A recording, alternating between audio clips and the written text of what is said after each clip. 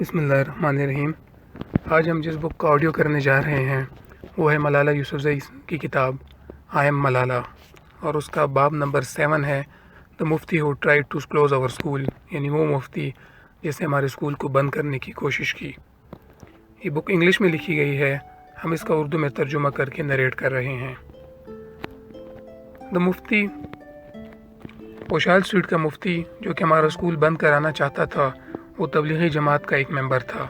تبلیغی جماعت ایک دیوبندی گروپ ہے جو کہ بڑے بڑے جلسے کرتی ہے رائے میں لاہور کے قریب، جس میں لاکھوں لوگ شامل ہوتے ہیں۔ ہمارے آخری ڈکٹیٹر جنرل ضیاء وہ بھی وہاں جاتے تھے، اور 1980s میں اپنی حکومت کے دوران تبلیغی بہت اسٹرانگ اور بہت مضبوط، بہت پاورفل ہو گئے تھے۔ بہت سارے علماء کرام جو کہ آرمی بیرکس میں اپوائنٹ ہوتے تھے، ان کا تعلق تبلیغی جماعت سے ہوتا تھا، اور آرمی آفیسرز بھی تبلیغی جماعت کے ساتھ سفر پر جاتے تھے۔ ایک رات جب مفتی ہمارے مالک مکان کو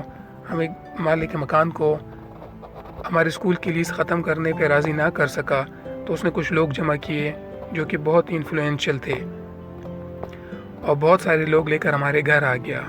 وہ 7 لوگ تھے، جن میں سے تبلیغی، مسجد کے خدمت گزار، کچھ جہادی اور کچھ دکاندار شامل تھے۔ وہ ہمارے چھوٹے سے گھر میں آ گئے۔ میرے والد صاحب کافی پریشان دکھائی دے رہے تھے، اور انہوں نے ہم سب کو ایک کمرے میں بھیج دیا۔ چونکہ گھر چھوٹا تھا، ہمیں ساری آوازیں صاف صاف سنائی دے رہی تھی۔ مولانا غلام اللہ نے کہا کہ میں تبلیغی لوگوں کو، طالبان کو اور علماء کی نمائندگی کر رہا ہوں۔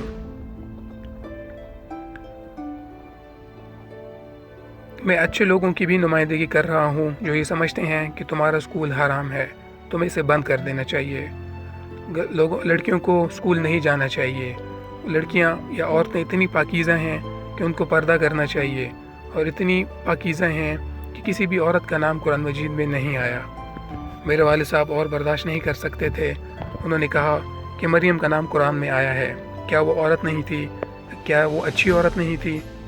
نہیں، مولا نے کہا ان کا نام قرآن میں صرف اس لیے آیا ہے کیونکہ وہ حضرت عیسیٰ علیہ السلام کو اللہ کا بیٹا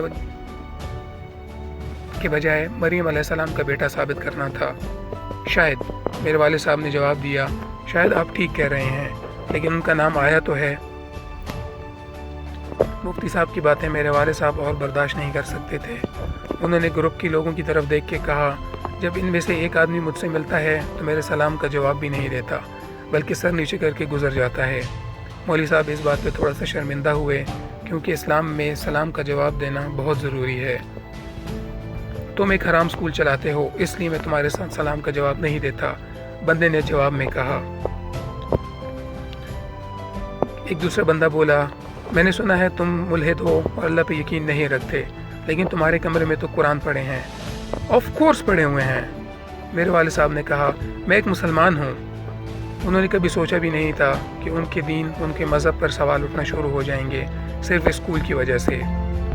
مفتی صاحب نے کہا، مدعے پہ واپس آتے ہیں۔ تمہارے اسکول کے ریسیپشن ایریا میں بہت سارے مرد بیٹھے ہوتے ہیں جو کہ عورتوں کو اور اسکول کی بچیوں کو دیکھتے ہیں، یہ ٹھیک نہیں ہے۔ میرے والد صاحب نے کہا، میرے پاس اس کا ایک حل ہے، اسکول کا ایک اور گیٹ بھی ہے، لڑکیاں وہاں سے انٹر ہوں گی، اس طرح مرد حضرات جو کہ ریسیپشن پر بیٹھے ہیں ان کو نہیں دیکھ سکیں گے۔ محلے کے جو معززین لوگوں کے ساتھ آئے تھے وہ اس بات پر کسی حد تک مطمئن ہو گئے، لیکن مفتی صاحب اسکول کو بالکل بند کرانا چاہتے تھے۔